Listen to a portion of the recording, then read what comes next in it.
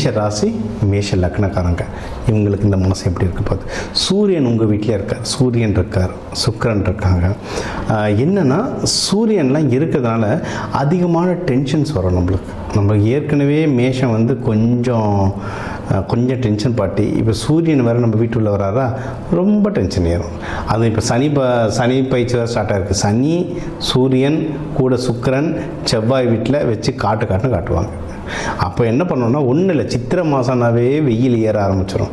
வெயிலில் கரெக்டாக சூரியன் வரும்போது மண்டை சூடு தானாக வந்துடும். இது என்ன பண்ணணும்னா, எவ்வளவு கூலாக நம்ம இருக்கிறோமோ, இப்போ நீங்கள் அடுத்து வருது எல்லாமே உங்களுக்கு வந்து வேலை வாய்ப்போ திருமணமோ இதெல்லாம் இதை சார்ந்து வரும்.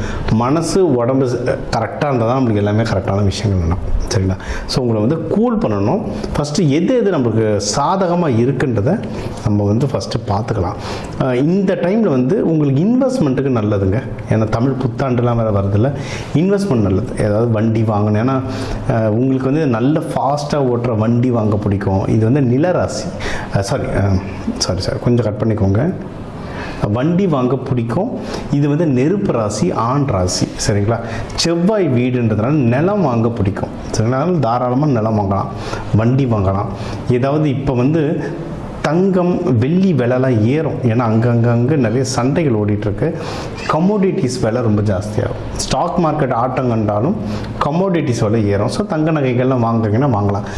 தங்க விலை அதிகமாகிடுச்சுன்னா அது ஏறின்னு தானே இருக்கும். நம்ம கையில் என்ன பட்ஜெட் இருக்கோ அதுக்கேற்ற மாதிரி சின்னதாக ஒரு காயினாவது வாங்கி வைங்க. அது வந்து ரொம்ப நல்லா யூஸ் ஆகும். ஸோ இது ஒன்று. ஸோ உலகத்தில் எங்கே போர் நடந்தாலும் ஸ்கூலில் எக்ஸாமு நடந்துன்னு தான் இருக்கும். ஸோ படிக்கிற குழந்தைங்க போர்டு எக்ஸாம்ஸ் எழுதுகிறவங்க இல்லை ஏதாவது எக்ஸாம்ஸ் மோஸ்ட்லி இந்த டைமில் முடிஞ்சிருக்கணும், எல்லாம் லீவில் இருப்பீங்க. இருந்தாலும் ஏதாவது 1-2 எக்ஸாம்ஸ் இருக்கிறவங்க வந்து நல்லா எழுதுவீங்க. எக்ஸாம்ஸ் எல்லாமே எப்படியும் எழுதிருப்பீங்க, நல்லாவே எழுதிருப்பீங்க. இன்னும் நல்லா எதனா பூஸ்டப் பண்ணணும். இல்லை அடுத்தடுத்து இப்போ 10th லீவில் இருக்க பசங்களாம் +1 +2 வந்து லீவ்லேயே ஆரம்பிச்சிடுவாங்க படிக்கிறதுக்கு. வெளிநாட்டுக்கு படிக்க போகிறவங்களாம் GRE GMATன்னு எக்கச்சக்கமாக ப்ராக்டிஸ் பண்ணுவீங்க. ஸோ இந்த மாதிரி படிக்கணும்னு ஆசைப்படுறவங்க வந்து இந்த புதன் நல்லா ஆக்டிவேட் பண்ணுங்கள். நீங்கள் நல்லா படிப்பு வரும். ஃபஸ்ட்டு நல்ல படிப்பு வரும் இந்த டைமில். புதனை நல்லா ஆக்டிவேட் பண்ணுங்க. புதன் கிரகத்தை எப்படி? பச்சை காய்கறிகள் நிறைய சாப்பிடுங்க. ஏலக்காய் டீலாம் குடிங்க. இதுவே ஒரு பரிகாரம் தான். நீங்கள் பரிகாரம் பசங்க நல்லா படிக்கிறதுக்கு பரிகாரம் எதுனா ஹைகிரீவர் போய் ஏலக்காய் மாலை போடுங்கன்னு சொல்லுவேன். ஹைகிரீவர் நம்மக்குள்ளேயே இருக்கார், டீயில் ஏலக்காய் போட்டு குடிங்க. இது பின்னாடி லாஜிக் இருக்குது. நான் அது ஒரு பெரிய கிளாஸாக நடத்தும்போது அதில் தெளிவாக சொல்லுவேன். இப்போ இருக்கிற டைமில் நான் இது மட்டும் ஸ்ட்ரெயிட்டாக சொல்லிடுறேன். ஏலக்காய் இது பண்ணுங்கள். அதுக்கப்புறம் வந்து உங்களுக்கு வந்து இப்போதைக்கு கல்யாணம் நீங்கள் தேடணுன்னா கல்யாணம் அமையத்துக்கு சூப்பரான டைம். அதுவும் சித்திரை திருவிழான்றது மீனாட்சி சுந்தரேஸ்வரருக்கு கல்யாணமான புண்ணிய நாள். ஸோ அப்போது நமக்காவதா தேடினா கண்டிப்பாக திருமணம் அமையத்துக்கு ரொம்ப நல்லா வாய்ப்பு இருக்குது. இதில் நிறைய பேருக்கு இந்த காதல் நிறைய பேருக்கு அமையும்.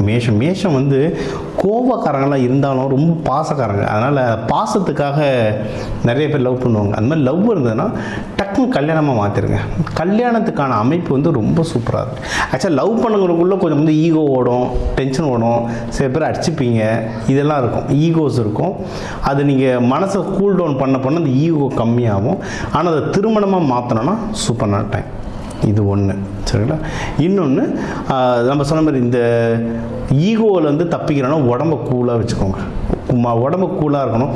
அதாவது முடிஞ்ச அளவுக்கு நீர் காய்கறி எடுங்க. தர்பீஸ், பூசணி, வெள்ளை பூசணி எடுத்திங்கன்னா சுக்கிரன் ப்ளஸ் நீர், உடம்பு கம்மியாகவும் சுக்கிரன் பணமும் வரும். வெள்ளை பூசணினா நார்த் இந்தியாவில் வந்து அவ்வளோ ஃபேமஸ், மகாலட்சுமின்னு சொல்லுவாங்க. சரிங்களா? வெள்ளை பூசணி எடுங்க. நீர் காய்கறிகளாக நீங்கள் எடுக்க உடம்பு நல்லா கூல் டவுன் ஆகும். இது ஒன்று. அடுத்து வந்து யாராவது இப்போ உங்களுக்கு நிறைய இப்போ கல்யாணம் இந்த இதுக்கெல்லாம் செலவுக்கு காசு வேணும், இல்லை இந்த கல்யாணம்லாம் எடுத்து நடத்துறதுக்கு உங்களுக்கு சப்போர்ட் வேணும்னா அதுவும் தாராளமாக கிடைக்கும். உங்களுக்கு வந்து ஜாஸ்தியாக கிடைக்கும். நல்ல விஷயம் என்னென்னா, யாருன்னா தொழில் பண்ணுறீங்கன்னா தொழில் விரிவடையும். தொழில் சூப்பராக விரிவடையும், ப்ராஃபிட் வரும். ஏன்னா இப்போ இன்றைக்கி பிஸ்னஸ் பண்ணுறது பெருசு இல்லை, காசு வருது. ஏன்னா எனக்கு தெரிஞ்சவங்க அதை சொன்னாங்க, நான் வந்து மாதம் 80 லட்சம் டர்ன் ஓவர் பண்ணுறேன்னாங்க. சரிங்க, ப்ராஃபிட் எவ்வளோன்றதாட்ட திருன்னு முடித்தாங்க. ப்ராஃபிட் தான் ரொம்ப கம்மி. சரிங்களா?